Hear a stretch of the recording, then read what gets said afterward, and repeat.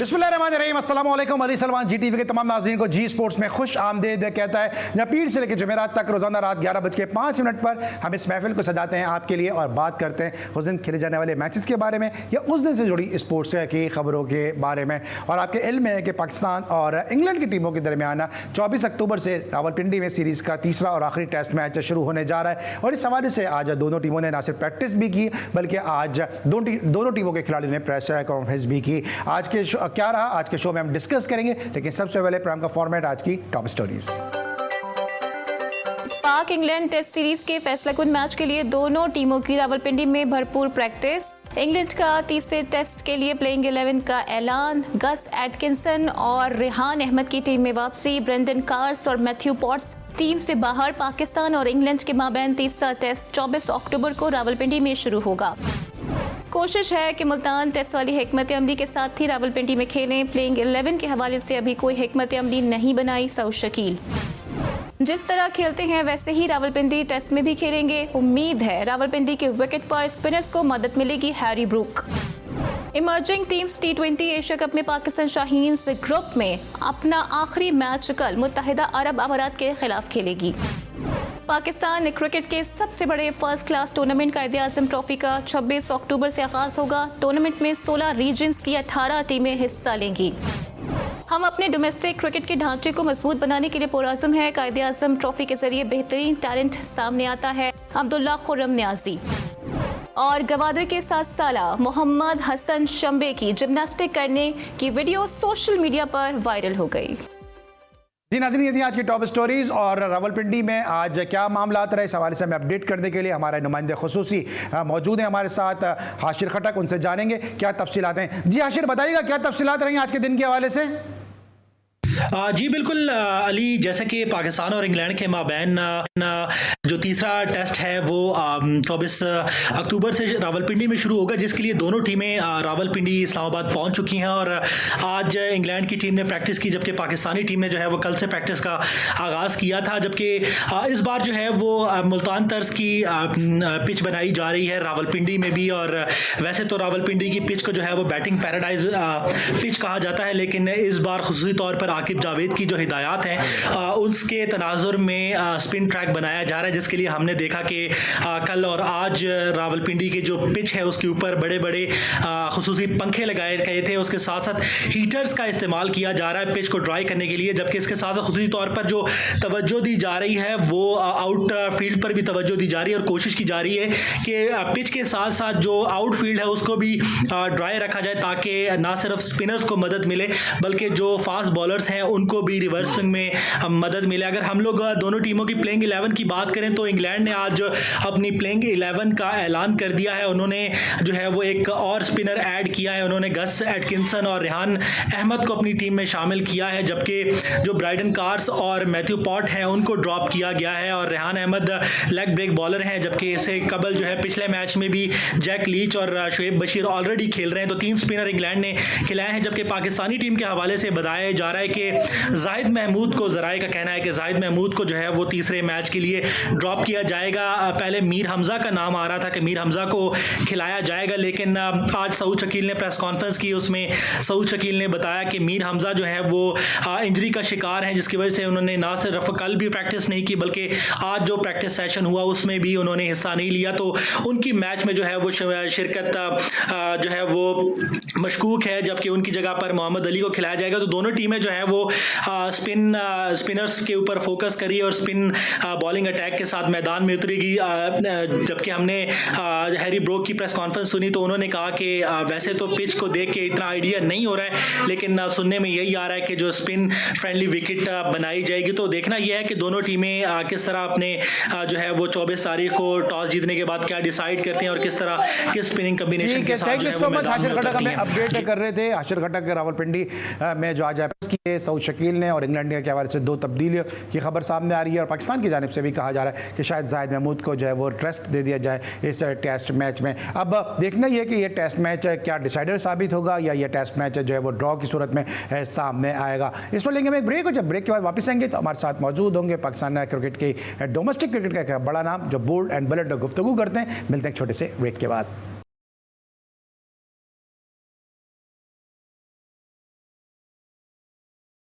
Welcome back after the break. और break पर जाने से पहले हर्षद खड्डक हमें पिंडी टेस्ट मैच के हवाले से अपडेट कर रहे थे और इस वक्त मेरे साथ टेलीफोन लाइन पर मौजूद हैं अमेरिका से बराह रास्त पाकिस्तान की डोमेस्टिक क्रिकेट का एक बड़ा नाम और बड़े जबरदस्त स्पोर्ट्स एनालिस्ट साजिद खान साहब। शो में खुशामदीद कहते हैं। अस्सलाम वालेकुम साजिद भाई।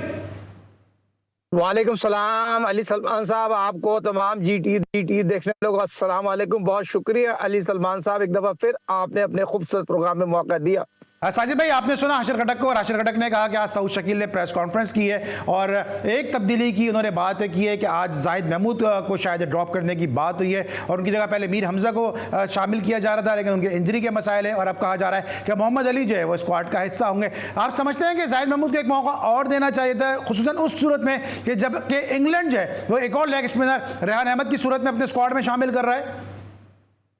बहुत इंपॉर्टेंट सवाल है और सऊद शकील की प्रेस कॉन्फ्रेंस का जिक्र किया अली सलमान साहब। सऊद शकील ने तो प्रेस कॉन्फ्रेंस में एक बात बड़ी प्यारी बोली, दिल से बात की, बहुत देर कर दी मेहरबान आते आते। तो यकीनी तौर पर पाकिस्तान क्रिकेट बोर्ड, पाकिस्तान की मैनेजमेंट को सोचना चाहिए था। जो आकिब जावेद ने आके डिसीजन लिया, अगर ये पहले ले लेते और ये तमाम चीजें नहीं होते थे। टेस्ट मैच यकीनी तौर पर जो पिंडी स्टेडियम में खेला जाएगा, 3 के 3 टेस्ट मैच यहाँ पर पाकिस्तान हारा हुआ है और बैकअप बहुत ही नाकस कारकर्दगी पाकिस्तान क्रिकेट टीम की थी। मगर आकिब जावेद सिलेक्शन कमेटी ने जो डिसीजन दिया, 11 टीम सेलेक्ट करा के दी। दोनों स्पिनरों ने आउटस्टैंडिंग बॉलिंग की और कामरान गुलाम साई आउटस्टैंडिंग की बात है। पाकिस्तान दूसरा टेस्ट मैच 3.5 साल बाद जाके जीता। मगर आपका सवाल बहुत इंपॉर्टेंट है, जाहिद महमूद जो राइट आर्म लेग स्पिनर है, क्वालिटी बॉलर है, उसको खिलाना चाहिए। इंग्लैंड 3 स्पिनर होते जा रहा है। शेफ की बात करूं, दूसरा राइट आर्म आमिर की बात करूं, बहुत ही आउटस्टैंडिंग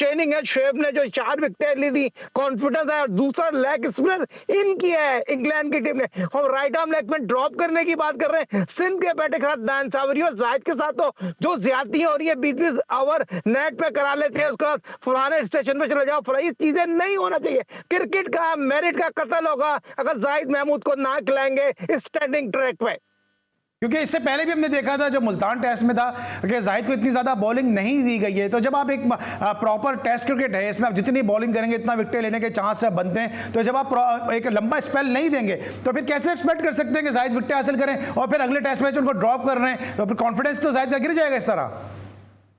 देखिए, जाहिद कॉन्फिडेंस वाला बॉलर है, ब्रेक करना जानता है, फ्लाइट से करता है, एक्सपीरियंस बॉलर है। इंग्लैंड के खिलाफ से आउट किए हुए और दूसरा टेस्ट मैच जो पाकिस्तान जीता है उसमें वो टीम में मौजूद था।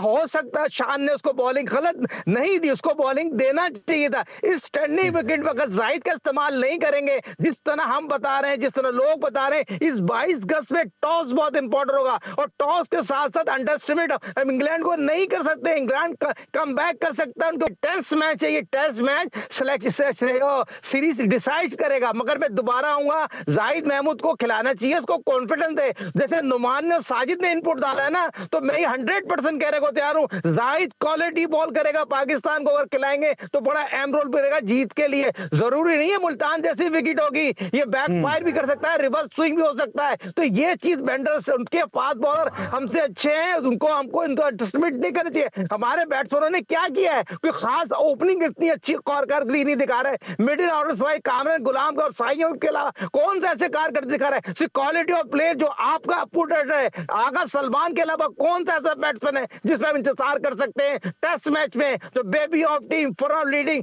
कमांड इनिंग खेलने वाला प्लेयर मौजूद है। मगर आपको 3 स्पिनर से जाना चाहिए। मगर मैं समझता हूं मोहम्मद अली और आमिर जमाल जो है, आमिर ने तो उस तरह की बॉलिंग ही नहीं करी है, लंबी बॉलिंग करने का घोड़ा ही नहीं है वो। ठीक है, दूसरा इंग्लैंड की स्ट्रेटेजी जरा बताएगा, क्योंकि इंग्लैंड जो है वो अपने फास्ट बॉलर को ड्रॉप कर रहा है, स्पिनर को डाल रहा है रेहान अहमद की सूरत में। देखिए, फास्ट बॉलर जो पिछले मैच जैसे आउटस्टैंडिंग बॉलिंग की थी, रिवर्स स्विंग की थी, उसको उन्होंने बहुत गलत किया, ड्रॉप को। रेहान ठीक है, रेहान का उन्होंने चांस सही लिया है, तो उनको जो रेहान भी रखना चाहिए था। जो फास्ट बॉलर ड्रॉप कर रहे हैं वो बहुत बैकफायर कर जाएगा। वो आउटस्टैंडिंग बॉलिंग करते हैं, रिवर्स स्विंग करना जानते हैं। तो ये इंग्लैंड का फैसला भी गलत है जो उन्होंने अपने फास्ट बॉलर को ड्रॉप करके जो रेहान को दिला। रेहान ठीक है, रेहान को तो पहला मैच, दूसरा मैच भी खिला जाएगा। दूसरा मैच उनकी समझ में नहीं आया, इतनी टर्न होगी, इतनी होगी, जिसकी वजह से उनको डिसीजन लेना पड़ा। उनकी मैनेजमेंट ने, उनके एनालिस्ट ने बताया पाकिस्तान स्पिनर जो है इतना अच्छा नहीं करते, उनका फुटवर्क नहीं चलता, निकल के नहीं खेलते, पाकिस्तानी खिलाड़ी फंस के खेलते हैं। तो उनका फैसला बहुत अच्छा है। ठीक है, दूसरी तरफ आप ये बताएगा, ये वही पिंडी है कि जहां पे अजहर महमूद ने इससे पहले एक्सक्यूज दिया कि हम पिंडी के विकेट के बिहेवियर को नहीं समझ सके। अब क्या लगता है आपको कि पिंडी की जो विकेट है, इस तरह भी आपने खुद भी कहा, आप भी काफी क्रिकेट खेले हैं पिंडी ग्राउंड पे, कि ट्रेडिशनली ये बैटिंग को सपोर्ट करती है, अगर यहाँ पे स्पिनर्स के लिए जा रहे हैं तो आपको लगता है कि ये बैकफायर कर सकता है? 200% बैकफायर कर देगा। टॉस बहुत इंपॉर्टेंट, जो भी टॉस जीतेगा वो पहले बैटिंग करने को फैसला देगा। वेदर चेंज हो गया इस्लामाबाद का, थोड़ा सा वेदर जो पिंडी का था 40 की गर्मी थी उस तरह का वेदर नहीं होगा, ये बहुत ही प्रेजेंट वेदर होगा। जैसे कि आपने देखा इंग्लैंड की टीम ने संडे को गोल्फ खेलने को एंजॉय किया, रिलैक्स किया। कल तमाम टीम आके 22 घर के दायरे पे जाके जिस तरह खड़े हो गई है, उन्होंने मॉनिटर किया है, तो मैं ये समझता हूँ टॉस विन था, मैच होगा ये। ठीक है, दूसरी तरफ हम पिच की बात कर रहे हैं। अजहर महमूद पिच समझ नहीं सके। रमीज राजा, जो आपको याद होगा इससे पहले भी पिच बनाई गई थी और पिंडी स्टेडियम को जब वो डीमेरिट पॉइंट दे दिए गए थे, और अब रमीज राजा ने कह दिया कि पिच जितनी भी खराब पिचेस बनी है उसके जिम्मेदार बाबर आजम है, क्योंकि बाबर आजम की मुशावरत से पिचेस बनती थी। ये रमीज राजा जो हमेशा बाबर आजम को सपोर्ट करते थे, ये यू टर्न लेने की वजह क्या समझ में आ रही है? देखिए यू टर्न लेना पड़ा है ना रमीज को यू टर्न लेना पड़ा जब पीसीबी के चेयरमैन बने, जब उनको कहा ड्रॉपिंग पिच लेके आऊंगा, मैं ये करूंगा, ऑस्ट्रेलियन लेके आए, फिर अपने ऊपर से मुद्दा हटा रहे। तो डिसीजन तो रमीज का था, बाबर का तो था ही नहीं, बाबर की तो चलती नहीं थी। रमीज के आगे किसकी चलती थी? बाबर की चलेगी, सवाल ही नहीं पता था। पीसीबी के पावरफुल मैनेजर और चेयरमैन थे, और ये रमीज को ये बात नहीं कहना चाहिए कि बाबर तो यकीनी तौर पर बहुत ज्यादा क्रिटिसाइज हो रहे हैं। पाकिस्तान क्रिकेट टीम की मौजूदा सिलेक्शन कमेटी हो, खिलाड़ी हो, बहुत ज्यादा तंकीद कर रहे हैं। हालांकि बाबर वर्ल्ड क्लास बैट्समैन जरूर है, वर्ल्ड क्लास क्रिकेटर मजदूर है, मगर ये बात से मैं इत्तेफाक नहीं करूंगा रमीज राजा के, जो बाबर की तरफ वो तोबों का रुख करे। सारा तोबों का रुख, सारा कसूरवार रमीज राजा साहब है, सारे डिसीजन रमीज राजा। लेकिन आपको क्या लगता है, आपको क्या लगता है कि इस वक्त बाबर के सितारे गर्दिश में हैं, वो टीम से ड्रॉप भी कर दिए गए, उनकी फॉर्म को क्रिटिसाइज भी किया जा रहा है, ऐसे मौके पे रमीज राजा की सपोर्ट बनती नहीं थी? क्योंकि रमीज ने हमेशा बाबर के अच्छे वक्त में उनको सपोर्ट किया है। जब सब साथ छोड़ गए तो रमीज भी ऐसा लग रहा है कि साथ छोड़ते हुए नजर आ रहे हैं। 200% छोड़ दिया। ये बयान देने की जरूरत ही नहीं थी ना। ये बयान देने का मकसद क्या था? बयान देने का मकसद ये समंदर में आप छोड़ दें, अपने यूट्यूब की दुकान चमका लें। ये कोई ऑनेस्टी नहीं होती किसी भी खिलाड़ी के लिए, ऐसे साबिक कप्तान के लिए। 57 टेस्ट मैच के लिए 4 टेस्ट सेंचुरी बनाई है और वर्ल्ड कप 92 के जीते हुए हो, तो इस तरह का बयान, जबकि उनको पता है मैं वाहिद बंदा हूं 2011 में जब बाबर को कप्तानी से हटा रहे तो मेरे से उसने डिसीजन लिया था, मुझसे पूछा था, उसके बाद उसने डिसीजन लिया था। तो यहां रमीज को डिफेंड करना चाहिए था। रमीज को तो ये कहना चाहिए था बाबर को ये टेस्ट मैच खिलाएं, और नसीम शाह को मेरे अपने जराए बताते, बहुत चीज दोस्तों ने बात की थी बाबर के लिए टेस्ट मैच खिलाने के लिए, तो बाबर को ये टेस्ट मैच खिला सकते थे आप। क्योंकि आप देखें यहां पर पाकिस्तान के ओपनर क्या कर रहे हैं, तो पाकिस्तान क्रिकेट टीम की यकीनी तौर पर सिलेक्शन कमेटी ने जो ब्लेंड डिसीजन लिया ना, तो सारे तोपों का रुख जो है उनकी दूसरे जो लोग हाथ हटाने की कोशिश कर रहे हैं। मगर ये मेरे पास इतलात मौजूद है, आकिब जावेद, जो अजहर अली और जितने एम्पायर अलीम डार, ये वहां पर ग्राउंड में मौजूद है, ये ग्राउंड से जा ही नहीं रहे। तो ये खुद पिच अपने नजराए अपने जेरे साहिब बना रहे हैं, ड्रेसिंग में बैठे हैं, चाय पी रहे हैं और पिच की मॉनिटर खुद कर रहे हैं। ठीक है जनाब, साहिद खान साहब के साथ गुफ्तगू का सिलसिला जारी है। इसको लेंगे हम एक ब्रेक, जब ब्रेक के बाद वापस आएंगे दो डिस्कस करेंगे, पाकिस्तान टीम की मजीद स्ट्रेटजीज को डिस्कस करेंगे, साथ साथ कायदे ट्रॉफी के स्केड्यूल का भी ऐलान कर दिया है। मिलते हैं छोटे से ब्रेक के बाद।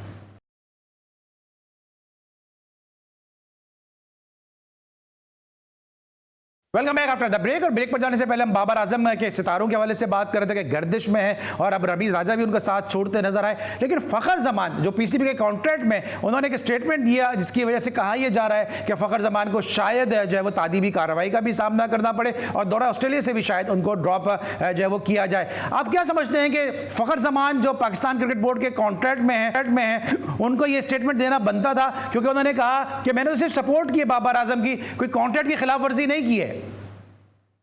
देखिए पहले तो फखर जमान का कुछ भी नहीं होगा, आकिब जावेद के होते हुए फखर जमान का कुछ नहीं होगा। फखर जमान ऑस्ट्रेलिया जाएंगे। फखर जमान ने अगर बात की है as a cricketer, as a coolie, ऐसे कोई गलत बात नहीं की है, और यकीनी तौर पर फखर जमान अगर बात कर रहे हैं तो वो वाली बात को गलत रंग दिया जा रहा है। जो सीओ साहब यकीनी तौर पर, जैसे कि हमने पहले भी बताया था, बहुत पावरफुल है और सीओ साहब की ख्वाहिश है फखर जमान सी कॉन्टेक्ट में आ जाए। सी कॉन्टेक्ट ऑस्ट्रेलिया में जो लोग पाकिस्तान की टीम जा रही है, ओडीआई 2020 में फकर को कैरी ना करे जाए, मगर मैं यकीनी तौर पर as a cricketer, as a analyst, top analyst बात करूंगा, फकर जमान यकीनी तौर पर जाएगा। और यह आकिब जावेद का अच्छा, आप कह रहे हैं डंके कि की आकिब जावेद की वजह से फखर जमान को जो है वो सपोर्ट मिलेगी। मुबश्शिर लुकमान साहब मेरे शो में थे, उन्होंने कहा कि मैं आपको एक ब्रेकिंग दे रहा हूं कि अब फखर जमान लाहौर कलंदर से भी खेलते हुए नजर नहीं आएंगे।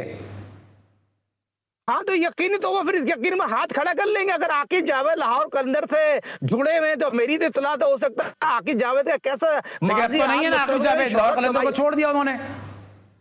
तो ये चीज तो गलत हो गई ना। अपना वक्त आया जहां आप मुझे बताइए, फकर हुआ, शाहीन हुआ, हारिस हुआ, जितने भी लड़के हैं, क्या जमान खान हुआ, या ये जितने लाहौर कलंदर खेलते थे, आज ही छोड़ा है ना जितना पावर। इससे पहले आकिब जावेद पाकिस्तान क्रिकेट बोर्ड में काम करते रहे, इतने पावरफुल तो कभी भी नहीं थे जो आज पाकिस्तान क्रिकेट बोर्ड में जितने पावरफुल आकिब जावेद आए। क्या आकिब जावेद इंसाफ करेंगे? अगर फकर जमान ड्रॉप होता है तो आकिब जावेद अपनी सिलेक्शन से ऑनेस्टी करेंगे? ये मुझे ये बताइए, कोई चीफ सिलेक्टर जो इतना पावरफुल हो, एक क्वालिटी प्लेयर हो, दुनिया क्रिकेट इतना बड़ा बैट्समैन हो, उसको आप ड्रॉप करेंगे पाकिस्तान की मुश्किल टूर में ऑस्ट्रेलिया में? तो ये नाइंसाफी करेगा आकिब।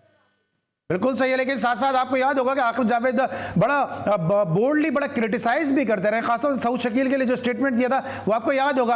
अब किस तरह से सऊद शकील के साथ वो काम करेंगे, क्योंकि सऊद शकील के हाथ वही छोटे छोटे हैं, उनकी हाइट वही छोटी छोटी है, उन्हीं छोटे छोटे हाथों से वो शॉट भी लगाता है, तो कैसे मैनेज करेंगे सारी चीजें?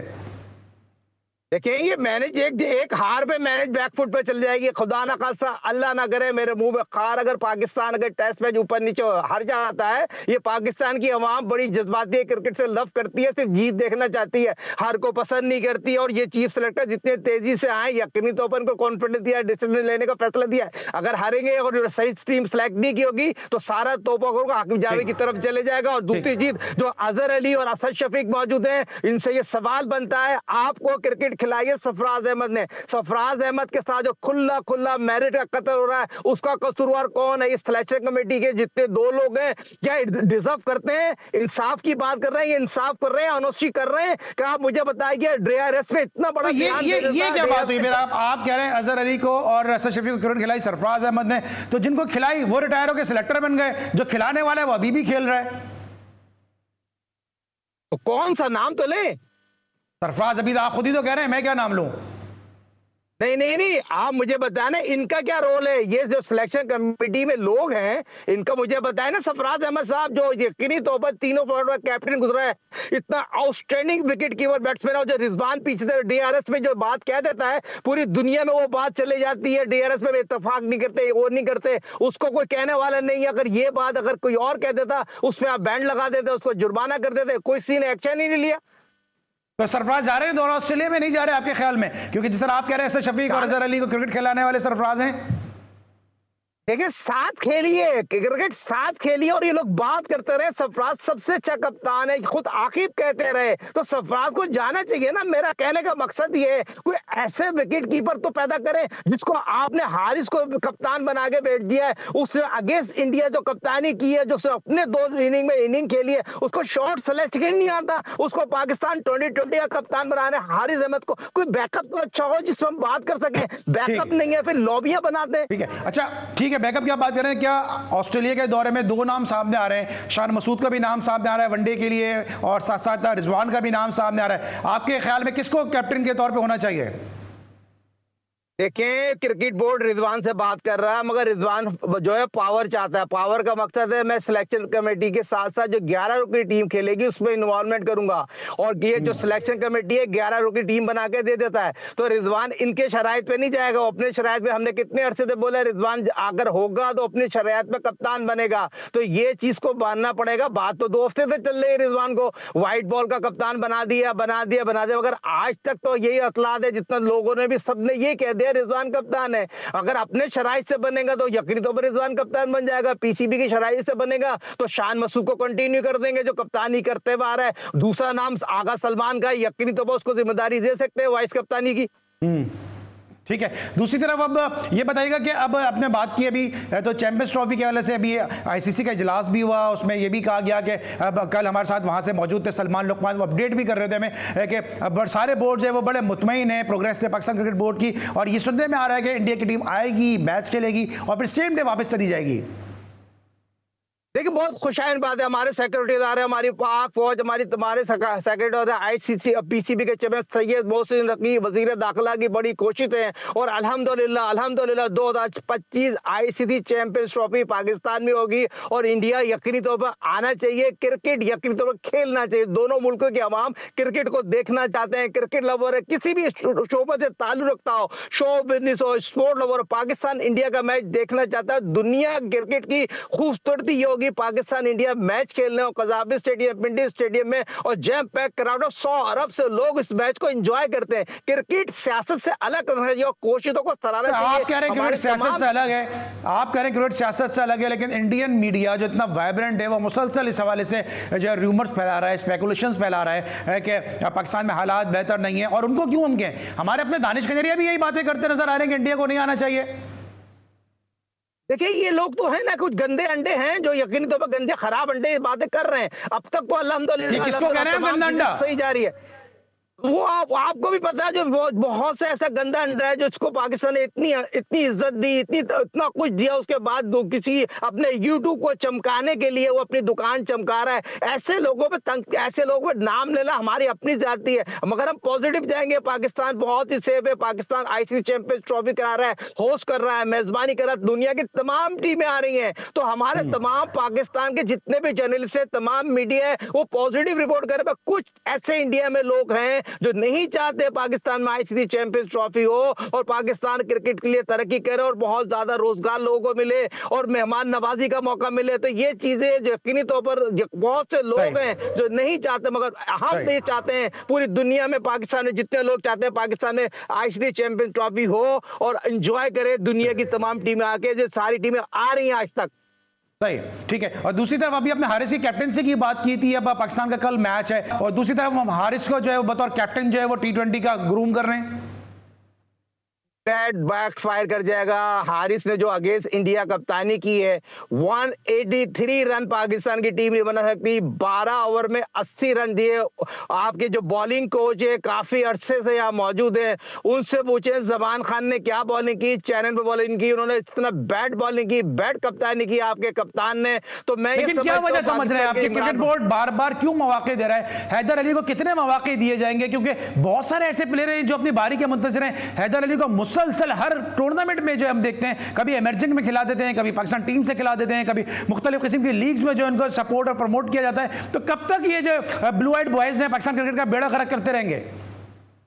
देखिए बेड़ा गर्क कर तो दिया, 9 रन बनाए, 15 रन दे के पाकिस्तान मैच हार के मैच जीता हुआ था। पाकिस्तान तो मैच हार ही नहीं सकता था। जो मैच हैदर ने स्लो कर दिया, 20 बॉलों पे आप 15 रन और 15 बॉलों पे 9 रन बनाएंगे। जो पाकिस्तान कप में इतना अच्छा खेलते हुए आ रहे थे, फिर इतने मौके आपको दिए, क्रिकेट बोर्ड आपको चाहता है, मगर पाकिस्तान के लिए भी तो आप कुछ करें। फिर आप इस तरह का मैच हट जाए, जैम पैक क्राउड हो, लोग आपको सपोर्टिंग कर रहे हो और दूसरी इनिंग में बॉल बैट पे आ रहा हो, जहां जा रहे हो, और दूसरी आपके एनालिस्ट फेयर हो गए अपना अली सलमान भाई। सबको पता है यहाँ पर बॉल बैट पे आता है, मिड विकेट पे छक्का मारो, खींचो बॉल को, छक्का मारो, शॉर्ट बाउंड्री है, फिर भी आप खेलते मिड विकेट है, उनके तो शॉट्स ही सारे मिड विकेट पे होते हैं। तो इनको सेलेक्ट कर दे, इनको सेलेक्ट ही नहीं करें, इनको टैलेंट देखने की गुंजाइश ही नहीं करते। ये जूनियर सिलेक्शन कमेटी हो, हेड कोच इमरान परत हो, क्या उमर रशीद हो, उनको नजर नहीं आ रहा हमने क्या टीम खिलाई थी और मैच हारने की वजह क्या थी। यकीनी तौर पर यह इंडिया बहुत अच्छा खेली है क्योंकि आपकी कप्तान की कारकर्दगी as a batsman, as a कप्तान 0/0 है। बिल्कुल सही है। अच्छा, आप अब ये देखें कायदम ट्रॉफी का भी स्केड्यूल अनाउंस हो गया और सुनने में आ रहा है कि मिसबाह हक और वकार यूनुस के दरमियान में कोई तनाज़ा सामने आया है इस कायदम ट्रॉफी को लेके।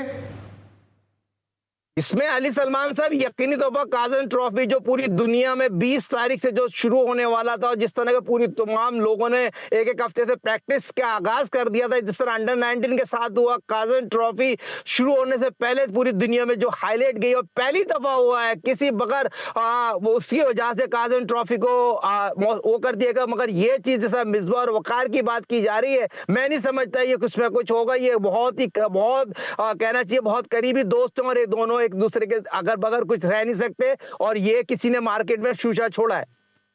ठीक है, thank you so much Sajid Khan साहब, हमें अपडेट कर रहे थे पाकिस्तान क्रिकेट के मामला के हवाले से, और आपके इल्म में कि हम क्रिकेट के अलावा दीगर खेलों को भी जी स्पोर्ट्स में शामिल करते हैं, क्योंकि जी स्पोर्ट्स खेलों का एक ऐसा गुलदस्ता है जिसमें हर किस्म का फूल जो है वह इस गुलदान में सजा हुआ नज़र आता है। और ना सिर्फ हम कराची, लाहौर, इस्लामाबाद की बात करते हैं, बल्कि साथ साथ बलूचिस्तान में भी जितनी स्पोर्ट्स की सरगर्मियाँ होती हैं उनको भी जो है हम अपने शो में हम ज़रूर शामिल करते हैं, ताकि वहाँ के लोगों की और वहाँ के जो एथलीट हैं उनकी हौसला अफजाई हो। एक 7 साल का बच्चा है जनाब कि जिसने जिमनास्टिक में अपने फ़न का, अपने हुनर का मुजाहरा किया है, और इसकी वीडियो जो है वो इन दिनों सोशल मीडिया पे बहुत ज़्यादा वायरल हो रही है। इसी हवाले से बुशरा कमर की रिपोर्ट है, आइए देखते हैं।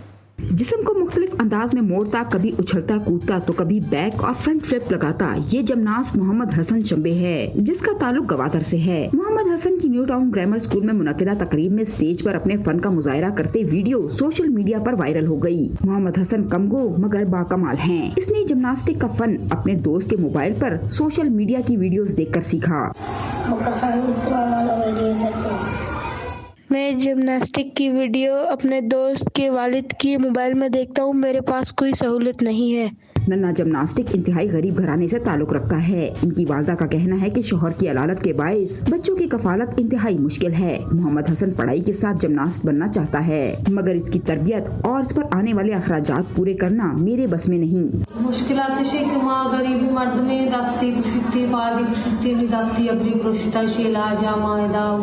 मेरे शौहर बीमार हैं, हमारा घर नहीं है, हम किसी रिश्तेदार के घर में रहते हैं। वो जो खाने के लिए देते हैं हम वो खा लेते हैं। मेरे लिए मोहम्मद हसन के ख्वाब पूरे करना नामुमकिन है। सहूलियात की कमी और इंस्ट्रक्टर के अखराजात न होने की वजह से मोहम्मद हसन को दौरान तरबियत चोट भी लग जाती है। अगर नन्हे जिमनास्ट का ख्वाब पूरा हो जाए तो ये मुल्क का नाम दुनिया भर में रोशन कर सकता है। कैमरामैन फतेह मोहम्मद के साथ बुशरा कमर, GTV न्यूज़, गवादर।